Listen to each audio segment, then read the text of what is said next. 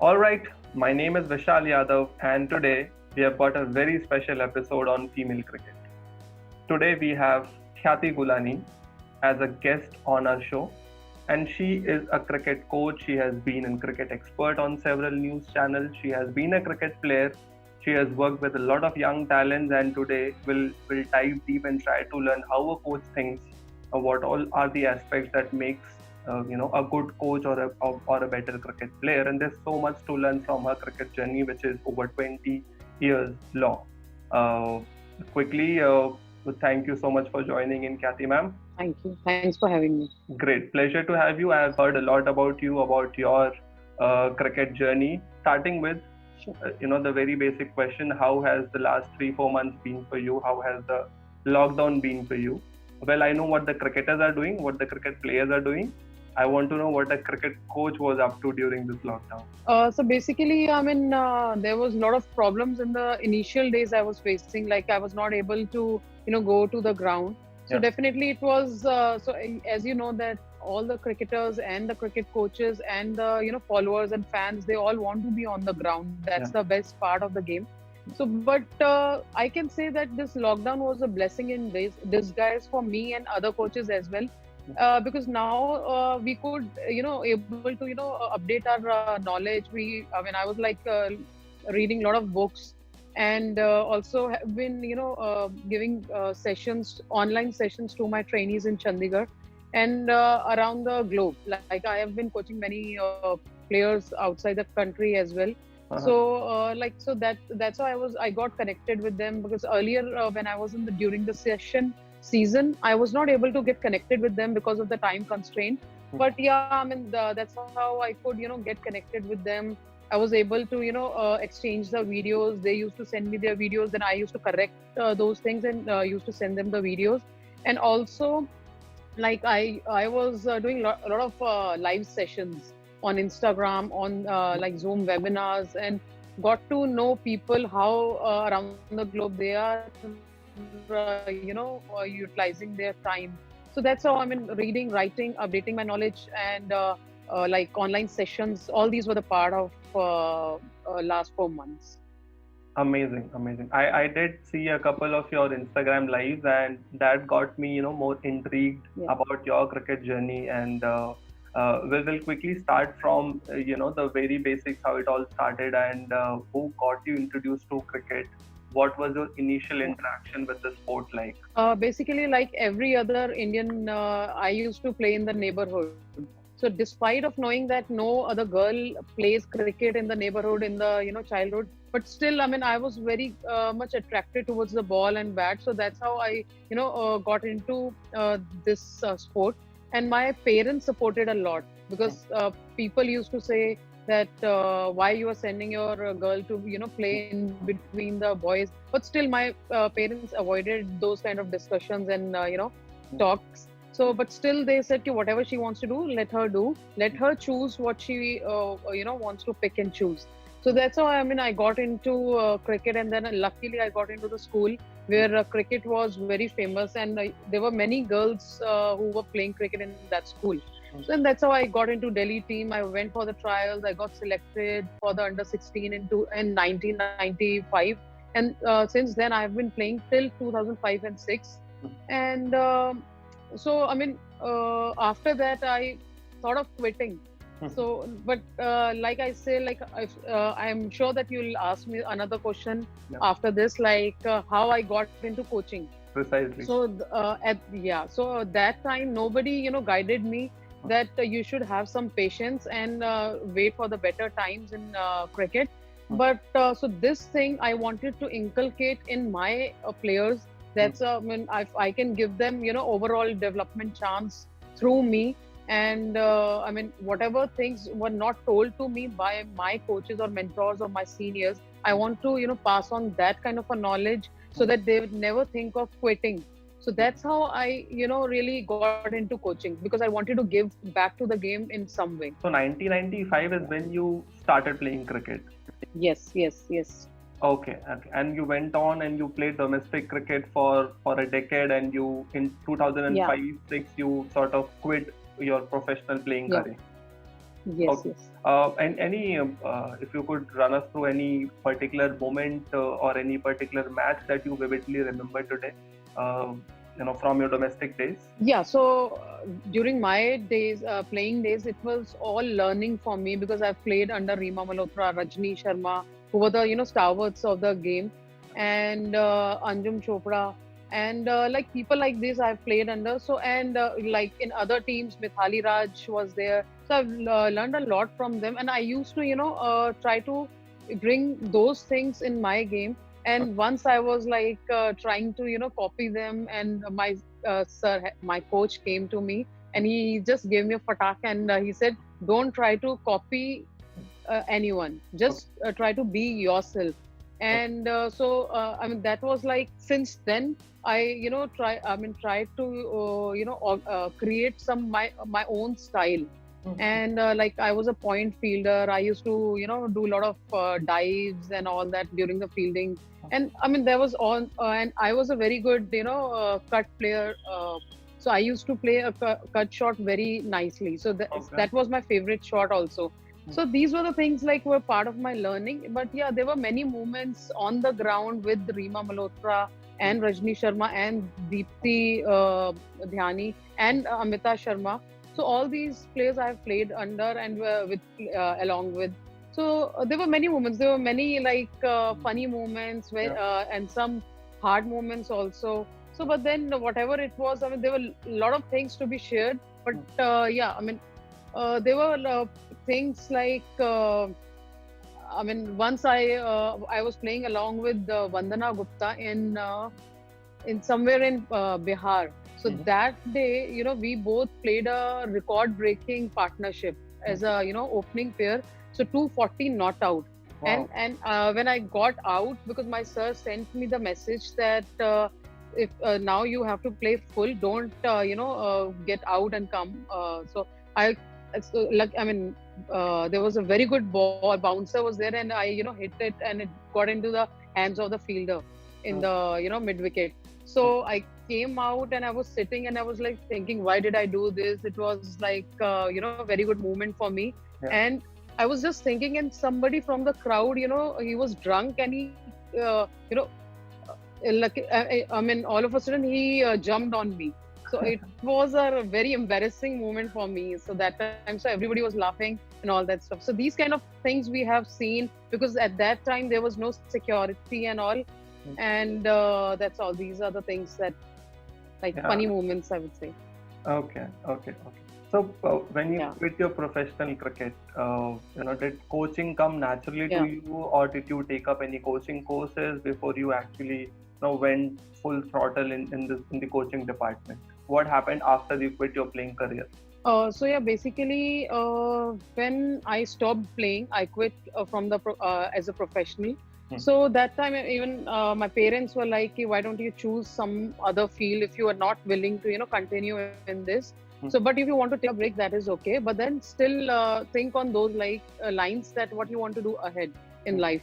But then I mean, I joined some aviation course, but I did not even went there even for a day, because my whole mind was there on the ground.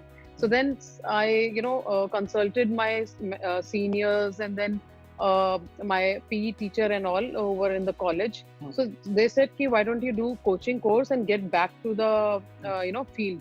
So then I started with NIS diploma in cricket coaching, and since then in level 1 from BCCI, then refreshers, and then side by side I was doing sports management also. I mean, as a professional. So I was working with Sports Village to create a curriculum for the schools. Okay. So I have also worked with Tenwick Sports, which is Mr. Anil Kumble's company, as an operations head for North Zone. So I mean, I joined Sonet Club. So Mr. Tariq Sana sir, called me, because I used to practice also there. So he called me that you have done your NIS, so why don't you come and join and teach the boys that age group. So I went there and joined there. I worked there for 8 years. And side by side, I got the opportunity to coach Delhi State junior team also. So these were the things. And then recently, 2 years back, I did my level 2 from Cricket Australia. So I keep on updating my knowledge. Yeah. Amazing. So NIS is how it all started. You got your certifications, your courses done from NIS, and then Yeah. you went on to do BCCI level 1, if I'm not wrong. Yes.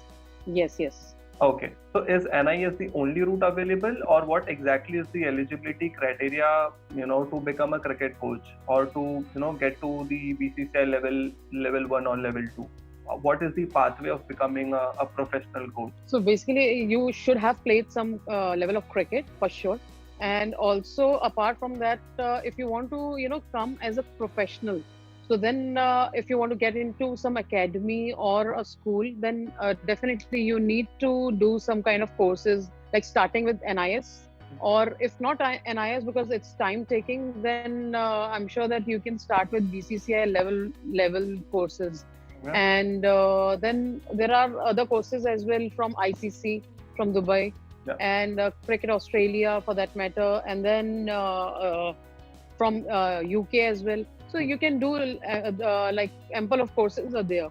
So yes, definitely, if you are doing some course and then getting into coaching is a better choice, because once you get into coaching, then you don't get time to update your knowledge, and you think that okay, we'll do. You keep on postponing. But Right. still, I would say that if you're a coach and you're coaching or dealing with the youngsters, then definitely keep on updating your knowledge, because they are nowadays players are very very smart, that they know everything which is happening around them. Right, right. So you got your certifications done from various associations and organizations, I see. NIS, Yeah. and then BCCI, and then Cricket Australia also you mentioned. Tell me Yeah. what is the difference between each of these courses, or Yeah, so in NIS, if you see that they do kind of a detailing of the game, and at times they teach you how to prepare the pitch also. So a lot of other parts like sports science is there. Then a lot of other things like nutrition is a part of it. If you want to be very specific, then just do diploma course in cricket coaching from NIS. It's 6 weeks course. So there you can, yeah. So there, that is a very good course. But still, nowadays, associations don't really rely on NIS only. They do, take coaches who have done NIS, but they don't really rely only on NIS. So if you have done BCCI, because BCCI have done a lot of research on their system, their coaching system, their players. So it is dependent on those things, and the research is all done, and then they'll teach you specific things, how you can improve cricket in your state or your country. But from like Cricket Australia, as we all know that like 3-4 years back, we used to follow, even BCCI used to follow Aussie way. So they Watmore and many people came from there, and that time they teach our coaches in India. So that time we used to follow them, but somehow I think they have done a research, NCA and BCCI, that this system is totally not, we cannot blindly follow them, because our kind of game is totally different. We are more of skilled players in India, and they are more of mental and strength. They have like mental strengthening and much better than us, and they're very fit players. So their game is totally different. Our game is Indians' games is totally different. So now they have created their own program. So there is no harm in doing several courses, but we have to be very specific with the BCCI. That is most important. And what is the pathway of the BCCI coaching courses? What exactly is the hierarchy of the courses? So in coaching, it starts with BCCI level 1. Okay. So NCA level 1, and after that level 2 and level 3 is the ultimate. So these are the 3 levels, but in between you have to have some years of coaching, some hours of coaching. Then only you can carry forward to the another one. Otherwise, if you feel that in first year you'll do level 1, then level 2, level 3, that is not possible. You have to have that kind of hours of coaching behind your career. Right. So you talk about experiences, and I'm sure you are the best person to answer that, because you have had so many coaching experiences. As far as I know, you have been with Delhi State team, you have been with Chandigarh team, you have also coached Nagaland cricket team. Tell me more about these experiences. Tell me, individually, if you had to describe your coaching experiences, your coaching stint with each of these teams. Give me a detail on that, ma'am. Yeah, sure.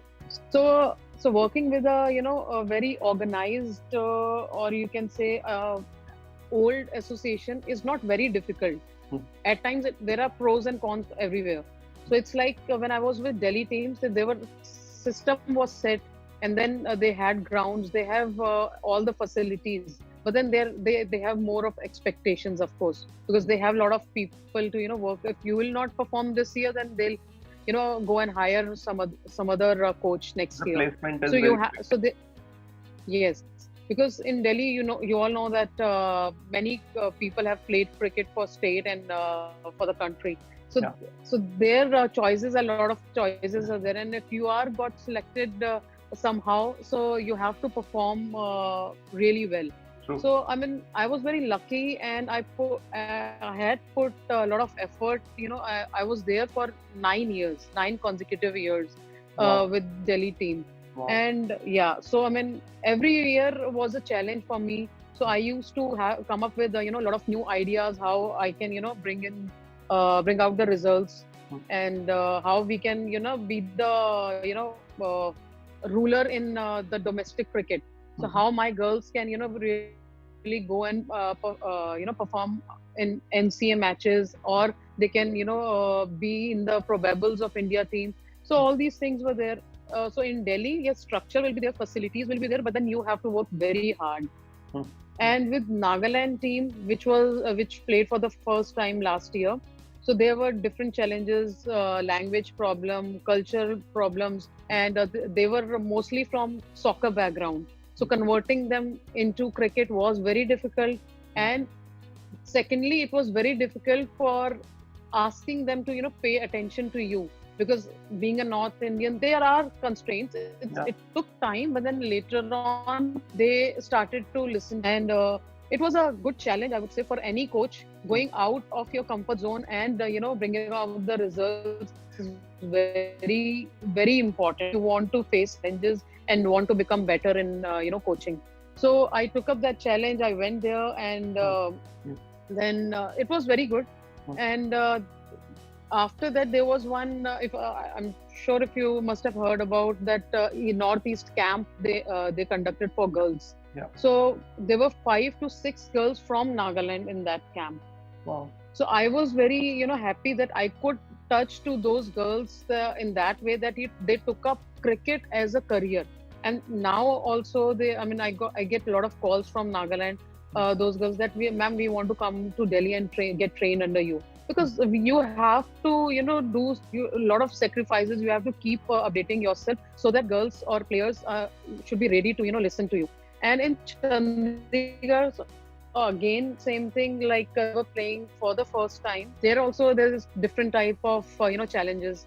So youngsters, total raw player, and the players who have played state earlier also. So playing with them was coaching them was again a challenge. But then somehow in the ODIs, in T20, it is very difficult to bring out results, because as you know that T20 is a very tough format. So in T20, I was like started preparing them for the ODIs, and in ODIs, you won't believe, in played group we won from 9-0. So in a row we won all the 9 matches. And before this lockdown, on 18th of March, we had a match with Railways team against Mithali Raj. So that's a dream for every player, every women player to play alongside with Mithali Raj. So on 16th and 17th, we were practicing there we were practicing, and Mithali Raj was in one net, and all the Indian players, as you know, that in Railways team. So my girls, who were very raw, very new, and they were in the another net. So they were like all shocked and surprised, but they were at the same time, they were happy that in the first year that we are able to reach to the place where Mithali Raj is playing. So it's a big achievement. Amazing. Yeah. So what exactly is the timeline, ma'am? From when till when did you coach each of these state teams? So you started with Delhi and then Nagaland and then Chandigarh happened, right? Yes. So in 2008, I got my first assignment in DDCA as coach for junior team. So that was 2008, and till 2017, I coached there, and without any gaps. And then in 2018, I was with Nagaland, and then last year I was with Chandigarh. Okay, so you coached Nagaland for 1 year. Yes, yes. All the so it was given by BCCI to go there and coach. So that was an assignment to coach Northeast state. Okay, okay. What was your first impression like when you went there, when you met these, young bunch of girls, very inexperienced, just starting to play cricket? What was your first thought like? So basically, when I went there and I met them. I met the team. The secretary introduced me to the players. So that time they were like not really happy because they saw that some North Indian came and all these that they have those kind of feelings in mind. And but still, when I saw that they have hunger and they were very very athletic, because in coming years, after 5 to 6 years, they can be the ruler in domestic cricket. I can assure you, because they're very very athletic. I saw them that they're very athletic. They're like doing different type of jumpings on the ground and all that, like a monkey. And they're very powerful. They have a lot of strength, and they have hunger to show the world that yes, we exist. And so I played on that thing to play with that thing, that to show them the way that if you'll play and today with all the commitment, all the dedication, then you can reach there, and you can you are taking a message from your city, your state to the world that yes, there are states in Northeast who who exist and they have the talent. Okay, amazing. So you have to play for them. So basically working on their strength. So today if you see that agility is their strength, you want to make them better fielders and you want to make them very powerful in the fielding department. Okay. Which other on the skills. On the skills. Which other state team do you see has the potential and can be next big thing in the domestic cricket in next 5 years? Sikkim. Okay. So Sikkim and Pondicherry are there after Nagaland. So 2008 you began your coaching career. 2018, 2019 you were continuously part of your coaching stints. Over 10 plus years of coaching experience. How do you basically train a team? Because you're not currently coaching one player. You have to ensure that each and every one is occupied and each and every talent is utilized in a way that the team prospers. How do you go about training? Because every coach has got their own philosophy, if I'm not wrong. So it's a team game. So we cannot ignore any of the player in the team. So if even if one player is not able to perform, that can lead you towards the losses. So we have to train all the players together and see what they can give to that particular season or to the particular tournament.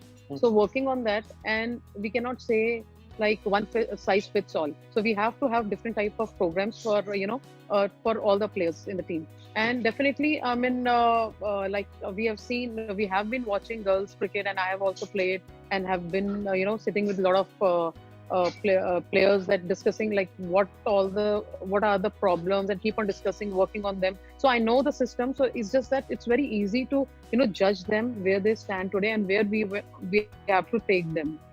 And basically we have characters. So we have to work like we have characters in the team. So like somebody is a very good fielder. So we have to give have to work on more on that skill. At times we say that his or her fielding is good, but then we have to improve her batting or bowling. But no, we have to work on the strength basically, because if you have a limited period like 2 months we get before the tournament, so that time if we want results, then we have to work on their strengths basically. We have to make them believe that no like weakness is present in you at the moment. So we have to omit that thing, delete that thing from their mind. So when we are working with a senior team, that time we don't have to be a skill master. We have to be a man manager. So that's how we work on the strengths of them. So if somebody is really crucial to to hit the sixes, so that time we have to notice like at what time we have to send and on which thing we have to work. So all these things, and then we keep on playing a lot of team games and all that stuff. I really work on their mental aspects also, and also how to visualize the best moments in their life, and a lot of other things I try and introduce, like in coaching or cricket. We always I have seen people working on their skills, but skills is just 20 to 30%, and 70% is mental strengthening, mental aspects of the game. So we forget that, and whole world is revolving around the skills. So I have seen that in like UK or Australia or West Indies, so these girls are trained in such a way that whatever your stance is, whatever your grip is, the ball is coming to you and you have to hit, you have to smash it. Or if the ball is very good, then you just have to defend so that it should not reach to the wickets. So there is we don't they are not restricted to you have to grip it like this, you have to play like this. No, they just introduce that it is like this, but then you have your own way of playing. So same thing I have also tried to inculcate in my players. And then we talk about mental aspects, art of focus, and then switch on, switch off, like when to switch on, when to switch off. And there is breathing exercises, visualization, and trigger movements. So introducing all these things in early ages. So that's what makes you a super successful coach, ma'am, because you're not just talking about coaching, you're talking about the mental aspects. You're talking about meditation and breathing exercises. You're talking about visualization, which is like super important. And these are the things which actually makes a super powerful cricketer. You've seen a lot of cricketers. You have seen a lot of young cricketers. You have seen a lot of professional cricketers, the senior cricketers, the experienced ones. What do you see are the three common traits that a cricketer should have? And especially a female cricketer, so to say, that these three qualities is what you look out for in a cricketer, in a budding cricketer. So as soon as the cricketer comes on the ground on the very first day or the first week, whatever, we cannot expect him or her to just come and start performing. But 1 or 2 days when we see a cricketer, so what we look for is like commitment, dedication, and like after a few days we look for consistency for sure. Because we have to see like how consistent he or she is today and how he can be in the coming days. But first thing is dedication and commitment, and discipline, of course. Discipline is a part of sports. So these things. Tell me something, ma'am. There are so many aspects, the other aspects that you talked about coaching. Are there any books, are there any materials available that a budding cricketer or a budding coach can go to and can refer those materials and sort of acquaint himself or herself with those knowledge and with those resources? So basically, there are a lot of books they can read. And especially this is the time when they can really spend on those things. The Art and Science of Cricket by Bob Bulmer is a Bible of coaching. So I can just show you because it's always with me, always, all the time. So I keep on reading this. It's a very heavy and this book. Amazing. Art and and then along with this I keep on reading mental aspects of the game, and then it's very good to keep on reading biographies of the cricketers. So right now I'm reading on Saurav Ganguly because he used to be a very tough cricketer. And and also it's a Jeffrey Boycott's cricket also. Play Cricket the Right Way. Play Cricket the Right Way by Jeffrey Boycott. It's a very good book, interesting book. So, and I would suggest players as well as coaches to keep on reading biographies of the greats, because then you'll come to know in a particular period when he or she was very low and under very pressurized situation. So how he or she acted, what was, I mean, so you cannot, have the same kind of thing in you, but then you have your own, you can create your own ways. You cannot say just, I mean, it's a very pressurized situation, I was not able to perform. No, you cannot say all these, because a lot of, competition is there nowadays. You will say something and then you'll be out of the team or out of the system. So you have to be, proactive in your approach. And when we talk about, one thing I just wanted to say, when we talk about art of focus, I've seen a lot of coaches, shouting and saying, and even I was also told, as soon as we used to enter the ground and during an important game, so our coaches used to say, start focusing from now. How is that possible? If we will research, if we'll see the research, a human mind has the span of only 8 seconds. After that, he or she have to switch off, and then only it can be switched on. So that these things we have to tell them, because if somebody, if my player goes on, goes out for batting, so that time I tell them, like, be relaxed. So when the bowler delivers the ball, that time zero down all your concentration and focus on that specific ball. And during the fielding also. So when you zero down all that focus or concentration on that ball, you will never miss that ball. So all these things we need to, teach them. So no, only a cricketer or a person with that background can tell you with the experience. So you have to sit with the, people with the same mentality. And also one suggestion to the upcoming players that, or coaches as well, you have to have a mentor in life. At every age. So now also I have my mentor in coaching, Mr. Arun Bhadwaj is there. So behind the scenes, he keep on telling me, like, now read this book, now answer these questions, try to see these videos, try to watch those, this thing, and how to, work on those lines and all that stuff. So you have to have a mentor in life. So you talked about those positivity, you talked about mind conditioning, and you talked about visualization. What I also have read is that spirituality plays a huge role in an athlete's life. Would you like to throw some lights on this particular aspect? Yeah, definitely. Even if you have touched this topic, I'll just tell you that even I am a very spiritual person. I go to a temple next to my house, and that is my relative's temple. So I go there daily. And if I'm busy in the daytime, then I try and go in the morning around 4 o'clock. So I'm there in the temple at 4 from 5:30 at times. And then if I have time in the daytime, I go in the evening. So when I sit there, I connect with myself. So when we talk about it, so if you have, so I'll just give you a brief thing, intro about this thing. So we all eat. We know that food for our body is like whatever we eat in the like meals and all. So we have to think about our soul also. So we have never thought about this thing, that food for soul is spirituality. So that we always forget.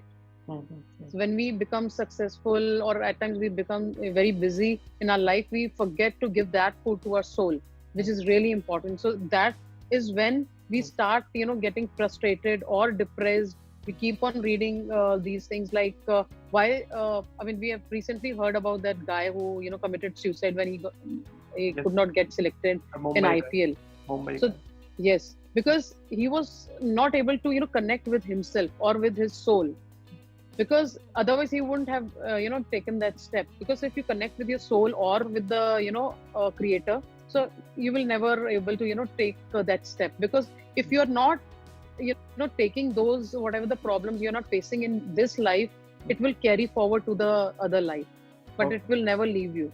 So it's better to face them and then move on. It's better. So it's these kind of things, patience and connecting to yourself and meditation, all these things you will learn when you go out and to some spiritual places, because there are no other things other than connecting to the creator. So basically, you got to believe that there is a power higher than you that keeps Yes. you grounded. Can we say that? Yes. Yes. Yeah. Okay, and being grounded, being down to earth is one of the best traits I think to have, not just for an athlete but for any human being. Anyway, yes, absolutely. Okay, connecting to this particular question, to this particular topic, back in 70s, 80s, and 90s, women's cricket wasn't that popular. Now Yeah. it has, in the last 3, 4 years, it has, been on a roller coaster ride. We have seen so many, ups, I would say, in happening in the women's cricket circuit. My question is, now with a lot of fame, there also comes a lot of responsibility. How do a cricket player handle that stardom? Yeah, so there is a lot to learn from the men cricketers about this, because you must have seen Sachin Tendulkar, Virat Kohli, and Dhoni, and many other. So to name a few, so it's like they have been handling this in a very proper way and in a very smart way. And so when there is some cricketer, we get to know, like people say that uske sir pe ye chad gayi hai, matlab ki jo bhi काफी नाम और पैसा whatever. So we keep on listening to those things. So we have to be very cautious when we go out and talk about it. And you just have to, if this is something which you have always wanted to do, I mean playing cricket, you always wanted to play cricket, so just go out and play fearless cricket, and don't think about who is watching you and who is talking about you and all that. But yes, you at the same time you are very responsible to many other cricketers, upcoming cricketers who are watching you and your followers and want to be on your footsteps. So you have to work as a role model. So just try and be in your limits. Don't ever try to introduce something new in your life which you never thought of doing when you were aspiring to be a cricketer. So when money comes or stardom comes, don't try to introduce such things which you never thought, that being a simple person or a normal person or a layman you ever thought of doing. So just be normal, be you, I would say, and don't get into such things, and try to, that's why I said you have to have a mentor for this, who can keep on telling you or guiding you at every step of in your life. So that's how. We talked about the traits that you see in a cricket player, or what qualities makes a better cricketer. My question is, what qualities or what traits make a better cricket coach? Cricket coach. Okay, so yes, first you have to be a very good man manager, and also keep updating your knowledge every now and then. There is never a full stop in life for learning. So keep on learning. You can always learn from the players in your team or from youngsters. And when we see a child, there is a lot of when he or she is not able to walk. I mean, when a baby, you can call that one. So we see that he keeps on trying. Like one day he'll be able to walk. He doesn't know like if he or she will be able to walk or no. But he fell also, and then again he gets up. So a lot of things to learn from your surroundings. So keep on learning, and never say that you have achieved everything in life. So there is, every day is a new day. Take it as a challenge. Whenever you get up in the morning, just set some goals for yourself and have a routine in life. And to become a successful coach, you have to be you can't be a auditor. You have to give that space to the players. Just ask them to own the session. When you ask them to own the session, then definitely they will be up for it, and they will look forward to you. And I'm sure that when you sit in between them rather than drawing a line between them, then you'll get more success. Amazing. Oh, there's one more very interesting question that I have to ask you, because now you have got 11 plus years of cricket coaching experience. How do you ensure that the kids, the players who are at the academy or who are being trained by you are always motivated? Because only when they are motivated, I believe they give their 100%. So there are times when I have seen a lot of these girls, a lot of these boys training, they sort of start you're feeling bored because there's same thing happening, there's same drills which is Yes. happening. So basically, when you keep on giving them rewards, them motivated. So every day, like if you say that, and rewards, we always misunderstood with that by giving them some cash or gifts, not like this. So just like if somebody is able to, we'll ask them to play in. There is a specific area we want them to play in. Like if you will play those 10 balls, which I'm going to give you, in those phones, in between those phones, then I'll give you 15 minutes of extra batting. Wow. So in cricketers, if you'll see that they have hunger to bat or bowl or whatever, or take the fieldings. So when you give them, keep on rewarding them for whatever the like scenario is for that particular day. So I'm sure that they'll keep motivated all the time. And also like having competitions every now and then, and that keeps them motivating to to grow better, to do better that particular point in time. So all these things by rewarding them. So we used to see that coach is sitting and players are playing, but those, I won't say that those, they were wrong, but then that time cricket was new for time. They had that hunger, and they never used to cheat themselves. So that time that was a system, but that system is out now. So now it's like coaches should have a new system, like having different skills all the time and creating new drills.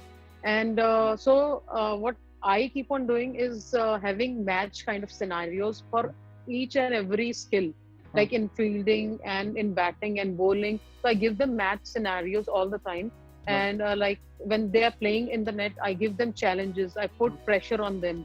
And also while bowling also, like you have to bowl in the particular area, and I tell them, like, you're playing in 21st to 30th over. I give that aim to the batsman and as well as to the bowler. How will you bowl? How will you bat? And during the fielding sessions, what I do, I create the same kind of drill like that happens in the match. So that time, so they are very electrifying sessions I try and keep, so that I don't give them more of time to sit, because they don't want to sit also when I have that kind of a situation on the ground. So they just go and fuel in, and I always tell them, don't ask me. If you will own the session, you will never try to cheat yourself. If you will say that, ma'am, I want to work on I want to play spinners tomorrow, then I don't need to keep shouting "Aajao, khel lo," never. True. So like this, I try and keep them alive. You have coached a lot of teams, you have coached a lot of young girls. What's your ultimate goal? What's your ultimate coaching goal, I would say? So basically, yes, as you mentioned it rightly, that I have worked with a lot of players, women players also, outside the country also. I think you might not be knowing that I've worked with Alex Blackwell, Sanna Mir, Susie Bates, and Fair Break. So I have worked with all these people, different cultures. They come from different countries. So 11 different players were there from 11 different countries. So that was altogether a different platforms. And yes, I mean, this is what I wanted, like giving back to the game and changing how women's cricket look. I really wanted that women's cricket should be a standalone event, and which we can see now that dream is coming true. And for that, I would really want to thank Mithali Raj, who has served for so long, kept women's cricket alive, Anjum Chopra, Jhulan, and now like Harmanpreet Kaur, Jemima, and Smriti Mandana, and a lot of other upcoming players. So we are really thankful to them, who have kept that women's cricket alive, and they have given us a good platform to work on. Right. And I mean, for me, ultimate goal, definitely like any other women coach, that I want to coach my country, and not just because I can see the monetary benefits. It's a part. If you are giving your 100%, it's a part of it. It will carry. I mean, come behind you. But just that, what I feel that I have some kind of experience, and I have that confidence that I can bring change, and I can bring glory with my experience. So not now. I mean, whenever I am up for it, and I'm totally ready, and I have confidence. that time I will definitely apply for it. Do you also run an academy, ma'am, in Delhi? No, actually, I have worked with a lot of academy, and I keep on working with them as a consultant. Basically, I never now, I don't work with anybody as a full time. So recently, Yuvraj Singh's academy have contacted me, so to work with them in their different academies as a consultant to improve their coaching platform. Yeah. Okay. So I keep on working. So I take a lot of camps around the globe in like Pune and Mumbai, Bangalore, and different places. Yeah. Beautiful. What do you think is the pathway of getting into the Indian cricket team today? So first of all, he or she needs to join some good academy or get into some good coach. And apart from that, if you're very lucky, then maybe your school is having a team, then get into that. And if after that, yes, go for under 19 or under 16 trials, and then under 16, under 19. Then, as you know, like NCA camps, that is the most important now.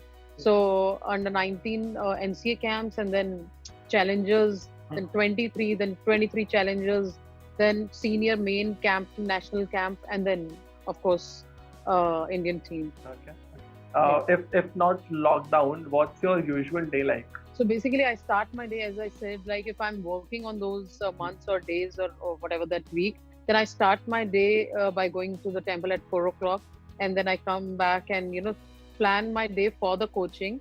After that, when I get the strength from temple and from that creator, and then I plan my day. I sit and take more than 1.5 hour to plan the day, and then I go out and really work on my coaching assignments. If not, then if it's a state assignment, then definitely I go to the ground and start working on those girls. And at night before sleeping, I always read half an hour before sleeping. Okay. Is it the same book that you just showed to us, or is it something else? No, it's completed. These are completed all. Okay.